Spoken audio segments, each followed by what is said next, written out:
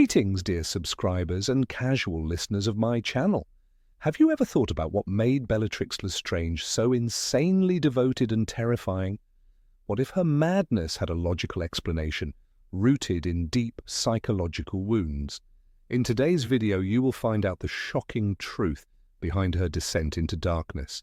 The world of Harry Potter is filled with unforgettable characters. Some are noble heroes, others complex and layered. And then there are those who leave a lasting impression as villains. Bellatrix Lestrange was not just another Death Eater. She was Voldemort's most fanatical follower, a witch whose very presence radiated chaos. Played brilliantly by Helena Bonham Carter in the films, Bellatrix was more than just a servant of the Dark Lord. She was a force of destruction, a zealot who sometimes even outmatched Voldemort himself in her ruthlessness. But why was she like that? What made her so erratic, so violent, so completely unhinged? Let's dive into her past and uncover the truth.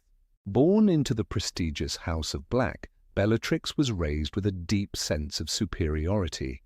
Her family saw themselves as pure-blood aristocracy, looking down on Muggleborns and even other wizards who didn't share their beliefs. From childhood, she was taught that power and bloodline mattered above all else. At Hogwarts, she was sorted into Slytherin, where she mingled with future Death Eaters like Lucius Malfoy. But while others hesitated, Bellatrix embraced Voldemort's ideology without question. She didn't just follow him, she worshipped him. Her loyalty knew no limits. She tortured Neville Longbottom's parents into insanity, never betrayed Voldemort even in Azkaban, and returned to his side the moment she escaped. Until her final breath in the Battle of Hogwarts, she remained his most dangerous enforcer. But what truly made her this way? Some believe it was Azkaban.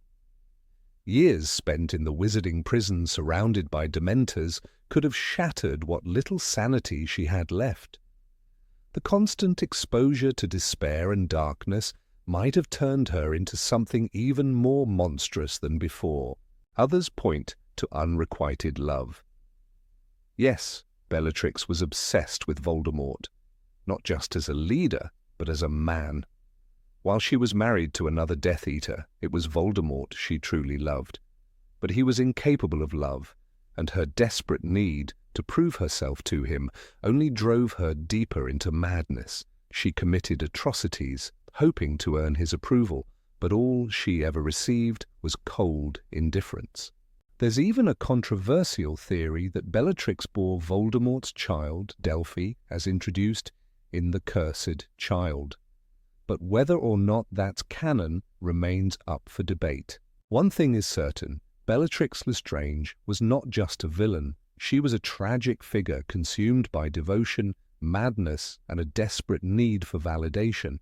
And that perhaps is what makes her one of the most chilling characters in the Harry Potter universe. Her madness wasn't just a personality trait. It was the result of years of conditioning, obsession, and suffering. From the moment she was born, Bellatrix had one purpose: to uphold the legacy of her family. The House of Black wasn't just any noble wizarding family.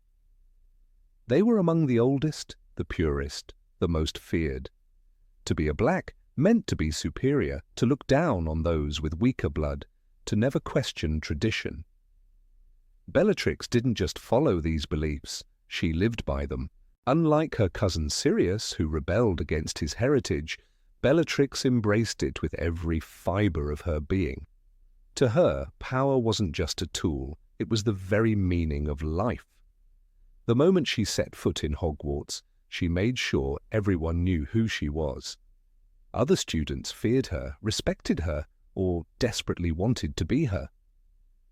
But no one ignored her. She was always the one in control. Slytherin was her kingdom. She ruled with cruelty, surrounding herself with like-minded students who admired her strength. But even among them she was different. Others sought power for wealth, status, or security. Bellatrix wanted something more, something darker. The moment she heard Voldemort speak, she knew she had found her purpose. He didn't just believe in pure-blood supremacy, he embodied it.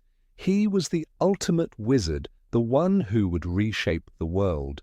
She wasn't just drawn to him, she was captivated. Voldemort's presence was intoxicating. He was cold, brilliant, powerful, beyond anything she had ever imagined. While others feared him, she adored him. She saw him not as a leader, but as a god, and she wanted nothing more than to serve him. Unlike Lucius Malfoy or the others who joined the Death Eaters out of ambition or fear, Bellatrix joined because she believed. She gave herself to the cause completely, letting it consume her, shape her, redefine her. Her devotion knew no limits. When Voldemort commanded, she obeyed without hesitation. Torture, murder, destruction. These weren't just duties, they were proof of her loyalty. She didn't just fight for him, she lived for him. And when he disappeared, she refused to believe he was gone. Azkaban changed her. Before, she had been cruel, fanatical, terrifying. But years in the wizarding prison twisted her even further. The Dementors fed on her emotions, stripping away everything human, leaving only obsession and madness behind. While others in Azkaban withered away, she clung to the one thing that kept her alive, her faith in Voldemort. She repeated his name like a prayer, refused to break, refused to show weakness. And when the day of her escape finally came, she emerged stronger, more dangerous, more unhinged than ever. Her reunion with Voldemort was the moment she had waited for. But something had changed. He was back, but he was colder than ever. He welcomed her, yes, but there was no warmth, no gratitude, no sign that he saw her as anything more than another servant. It didn't matter. She convinced herself it was enough. She threw herself into her role with even more fervor, desperate to prove herself, to make him see her. Every act of violence was a declaration of love. Every scream she caused, every life she took, it was all for him. And yet, no matter how much she gave, he never gave anything in return. Bellatrix was feared by everyone, but to Voldemort, she was just another follower. He valued her skills, her unwavering loyalty, but he never saw her, not in the way she wanted. She knew it, deep down. She knew that he would never love her, that he was incapable of love, but she refused to accept it. She buried the truth under layers of devotion and madness, convincing herself that if she just did more, if she just proved herself enough, one day he would see her the way she saw him. Her hatred for Harry Potter wasn't just about Voldemort's orders, it was personal. He was the reason Voldemort had disappeared all those years ago. He was the reason Bellatrix had spent so many years rotting in Azkaban. And now he was the one who stood between her and the Dark Lord's ultimate victory. She wanted to destroy him, not just for Voldemort, but for herself. Killing him would be the ultimate proof of her devotion. But in the end, it wasn't Harry who ended her life. It was Molly Weasley, a mother, a woman Bellatrix had laughed at, mocked, underestimated.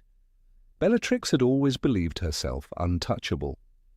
She had dueled the greatest wizards, faced horrors that would break lesser minds, survived Azkaban. And yet, in her final moments, she wasn't fighting for Voldemort's cause.